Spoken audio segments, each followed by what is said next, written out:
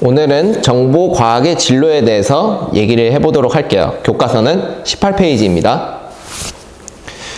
자, 일단 들어가기 앞서서 도미노 피자의 사례에 대해서 말씀을 드릴게요.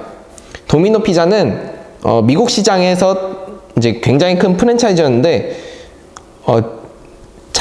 작년인가 재작년까지는 굉장히 부진했어요. 왜냐하면은 새로운 피자들이 계속해서 등장을 하고 또 경쟁 업체에서 내는 그런 맛들, 그런 것들이 이제 소비자들을 사로잡아서 점점 도미노 피자의 고객들을 빼고 있었거든요. 그래서 매출이 이제 계속해서 떨어지고 있는 거를 이제 도미노 피자 이사회에서 이제 그거를 해결할 수 있는 방안을 찾았어요. 그 찾은 결과 주문 방식을 다르게 하자는 게 도미노 피자의 해결책이었어요. 그게 왜 그러냐면은 피자의 맛은 일단은 상관이 없었어요. 사람들은 피자를 시킬 때 전화를 들고 피자를 시킨다는 거였어요. 근데 도미노 피자는 그러한 것들이 소비자들이 좀 더 편리하게 실행을 할 수 있도록 스마트폰으로 주문을 하는 것을 택했죠. 그 결과 엄청나게 주문량이 늘고 또 매출도 그만큼 폭등하게 되었습니다. 예, 이상 도미노 피자에 대한 사례였고요. 그러한 식품적인 게 테크 쪽으로 가는 경우가 잘 없어요. 우리나라에서 이제 요기요나 이제 배달의 민족 같은 경우가 배달만 해서 크게 성공한 경우였죠. 근데 이것처럼 요식업 쪽이 갑자기 테크 쪽으로 전향을 해서 투자를 하는 경우는 거의 없어요. 그래서 도미노 피자가 택한 방식이 되게 특별했어요. 그거를 보고 이제 다른 회사의 연구진들도 그 경영 방식에 대해서도 또 새롭게 나온 비즈니스 모델이다 라는 말을 많이 했고요. 그래서 왜 이야기를 드리냐면은 이제 요식업 쪽, 아니면은 목공 쪽, 지금 생각나는 게 딱히 없는데 그런 자연 가공 쪽, 아니면은 또 뭐가 있을까요? 건축업? 이런 쪽들에서도 이제 테크랑 전혀 상관이 없던 그 기업들도 테크에 대해서 점점 관심을 가지기 시작했다는 거죠. 그래서 이 정보과학 분야의 진로에서 여러분 이 책을 보시면은 세 분야로 아마 나눴을 것 같은데 여러분들이 생각하는 진로에 대해서도 또 생각을 해보시면은 그 범위가 엄청 넓어져요. 그런 넓은 방향에서 여러분들이 상상을 해보시고 또 그것들을 한번 적어봤으면 좋겠다는 생각이 들었습니다. 네, 그러면은 수업을 진행을 하도록 할게요. 첫 번째로 IT 융합인데요. IT 융합 같은 경우는 이제 로봇과 소프트웨어가 이제 결합하는, 흔히 말해서 전 시간에도 말했던 IoT가 대표적이죠. 그런 사물 인터넷이 발달을 하고 또 새로운 기술들이 나오면서 더 융합되면서 더 기능들이 더 고차원적으로 되고 편리하고 더 많아지고 이러한 것들이 이제 주된 예일 텐데요. 지금 생각만 해도 원래는 청소기가 청소만 하는 기능이었는데 이제는 청소기가 반려동물과 놀아주는 그런 기능도 아마 기술의 발전에 의해서 예기치 못한 기능이지만 어쨌든 자기가 청소를 함으로써 다른 생활에도 영향을 준다는 거는 변함이 없는 것 같아요. 그 뜻을 전달하는데. 그 다음에 소프트웨어 개발인데 여러분들이 좀 어려워하는 그 코딩이라든지 아니면은 코딩이라든지 또 뭐가 있을까요? 코딩이라든지 그런 것들이 사실은 그렇게 많은 양의 지식을 요구하는 게 아니에요. 이 공부를 하면서 여러분들이 공부를 하기 전에 계획을 세우고 책상을 치우고 공부를 시작한다 이러한 레파토리로 가는데 그런 거와 같이 이제 규칙을 넣으면은 프로그래밍 소프트웨어 개발도 얼마든지 여러분들도 가능하다고 생각을 합니다. 최근에 언어들이 많이 간소화해졌기 때문에 여러분들도 뭐 구글이라든지 아니면은 이제 GitHub라든지 이러한 매체들을 이용하면은 여러분들이 가진 진로에서도 더 넓은 정보, 과학 분야를 내길 수 있다고 저는 생각을 해요. 융합할 수 있다고 저는 생각을 해요. 그래서 데이터와 통계 쪽도 보면은 이제 많은 사람들이 뭐 쇼핑을 하거나 뭐 가격 비교를 하거나 이런 거를 할 때 어떻게 보면은 굉장히 스트레스를 받죠. 왜냐하면은 정보의 홍수 속에서 그 얇은 진주를 찾아야 되니까, 내가 원하는 진주를 찾아야 하기 때문에 굉장히 스트레스 받고 하는데, 이제는 인공지능에 대한 그런 산업이 활달되면서 이제는 추천을 해주죠. 당신이 이런 품목을 샀는데 이런 품목을 산 79%의 사용자가 이 제품을 더 좋아합니다. 뭐 이런 얘기라든지 이런 것들은 아마 인터넷이나 뭐 스마트폰 아니면은 SNS 이런 데에서 많이 보셨을 거예요.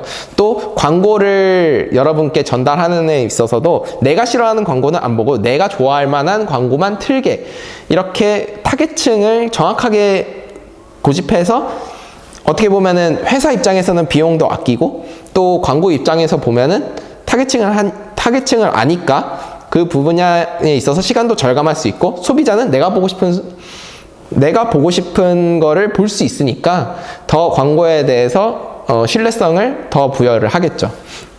이러한 진로들을 보면은 참 이 시대에 사는 게 어떻게 보면은 축복일 수도 있겠다. 왜냐하면은 내가 굳이 힘을 들이지 않고도 정보는 나에게로 다가오는 약간 그런 느낌이 들거든요. 내가 밀어내려고 해도 나를 사랑하는 사람이 나에게 계속 얘기를 하는 것처럼, 그게 어떻게 보면은 좋기도 하고 뭐 스토커 같은 그런 기능도 있지만, 그러한 것들이 자꾸 상쇄되고 또 이제 기술의 발전에 의해서 또 도덕 윤리에 대해서도 이러한 부분들이 계속 교차가 되면은 저희가 더 나은 세상을 만들 거라고 생각합니다.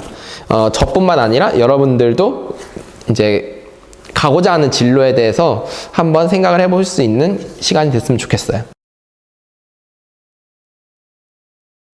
그러면은 이 분야가 이제 활달이 되는데, 그러면은 내가 가고자 하는 진로는 어떻게 환경이 변화하겠느냐라는 거는 이제 교과서 19페이지에 보시면은 나와 있는데, 저도 솔직히 말하면은 이렇게 여러분들을 볼 수 있는 것도 어떻게 이제는 좀 다양하게 생각할 수도 있겠지만, 공동 작업 같은 경우가 굉장히 즐길 수 있는 거죠. 내 생활도 즐길 수 있고, 그러면서 동시에 협업도 하고, 또 자유로운 근무 형태에 대해서도 저도 이것도 이제 지금 이 질병 사태가 일어나면서 빛을 발하고 있다고, 이제 예전 같은 경우는 이런 사태가 일어났으면은 경제가 붕괴되고 이제 뭐 국가에서 돈을 줘도 충동을 못할 만큼의 그런 경제 위기가 있었을 텐데, 그러한 것들이 어느 정도 완화 작용을 하고 완충 작용을 한 데는 이러한 이제 형태가 많이 우리에게 도움을 줬다고 생각을 합니다. 그 다음에 스마트 워크에서 원격 근무, 이런 것들도 또 진로를 선택하는 데도 한 부분이겠지만, 이제는 거의 다 이런 식으로 가지 않을까라고 생각이 듭니다. 그래서 20페이지를 보시면 새롭게 생겨난 직업인데, 일단 3D 프린터 개발자 이런 부분에 대해서 예시를 한번 보여드릴게요. 예전에는 이제 어떤 샘플을 받고자 할 때 그것도 전문가한테 맡겼어야 됐어요. 왜냐하면은 샘플이라는 거는 내가 원하는 것을 얼마나 정확하게 낼 수 있느냐라고 판단을 해야 되는 거기 때문에 그 샘플 작업이 굉장히 중요했거든요. 그래서 광고 촬영이나 이런 걸 할 때도 샘플 영상이 실제로 광고에 쓰이는 경우도 굉장히 많아요. 근데 지금은 내가 무언가 샘플을 만들고자 할 때 이러한 것들이 아주 손쉽게 만들어질 수 있는 거죠. 그런 것 중에 대표적인 게 이제 3D 프린팅이라고 할 수 있습니다. 네, 여기 잠깐 내려놓고 또 진행해 보도록 할게요. 그 다음에 홀로그램 전문가 같은 경우는 제가 2011년도에 영상 쪽을 공부를 했었는데 그때도 굉장히 곽광받는 부분이었어요. 이때는 거의 홀로그램하고 3D, 4D 이런 부분이 좀 각광을 받았었는데 그 이후에는 약간 좀 뭐라 해야 되지?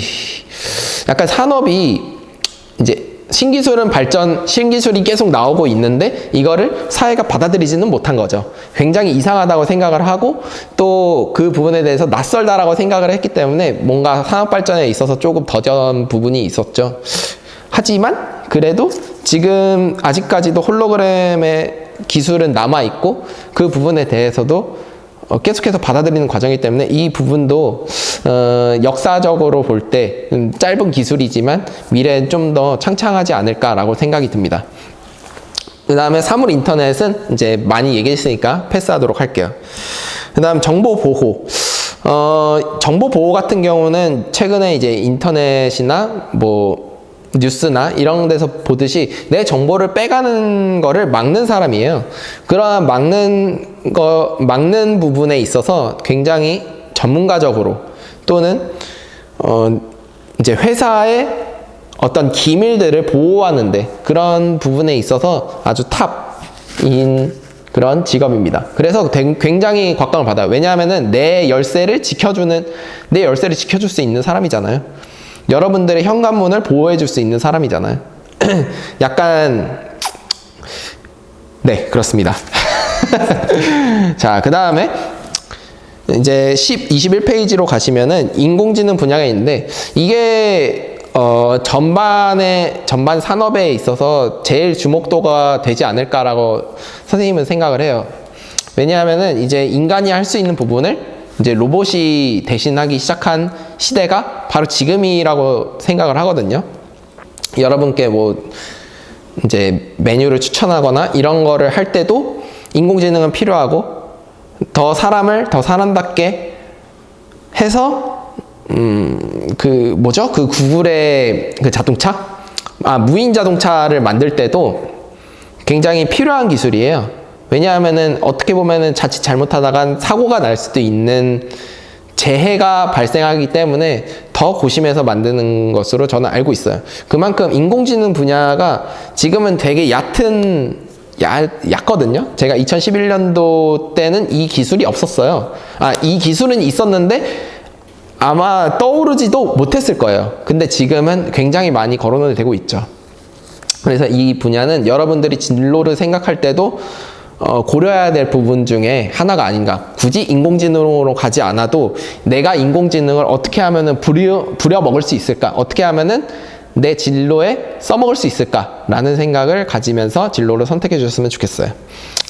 그 다음에 뭐 무인 항공기, 로봇 개발, 뭐 빅데이터, 기억 대리인 이러한 것들은 이제 참고만 하시고 이제 넘어가시면 되겠습니다. 뭐 안 중요하다는 건 아닌데 어떻게 보면은 인공지능이 지금은 조금 더 각광을 받고 있고 더 각광을 받고 있으니까 여러분들이 그런 부분에 있어서 참고만 하셨으면 좋겠습니다.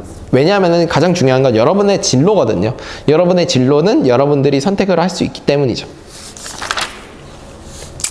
네, 그러면은 이상 강의는 마치고 또 과제가 하나 나갈 예정이니까 그 과제를 보시고 이제 여러분들이 어떠한 생각을 가지고 있는지 한번 표현을 해주셨으면 좋겠습니다. 네, 이상입니다. 감사합니다.